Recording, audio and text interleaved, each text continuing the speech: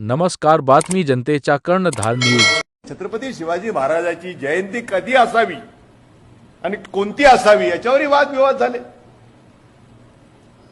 याच्यावरही अनेक संशोधकांनी अनेक वेळा वेगवेगळ्या तारखा दिल्या।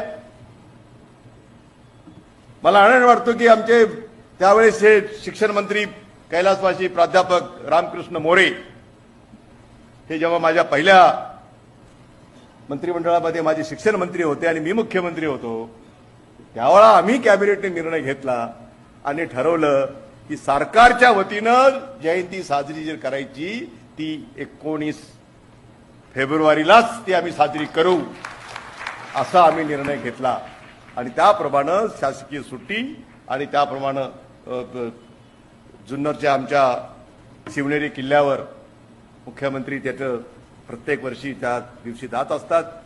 तिथं जयंतीचा उत्सव साजरा होत असतो आणि ते करण्याचं काम आजही 19 तारखेला सुरू आहे। शासनाच्या वतीनं ही एकच तारीख राहील आणि त्याच तारखेला आम्ही साजरी करू हा एक महत्त्वपूर्ण निर्णय हा माझ्या मुख्यमंत्रीपदाच्या कारकिर्दीमध्ये मला करता आला याचा सुद्धा मला मनापासून आनंद आहे।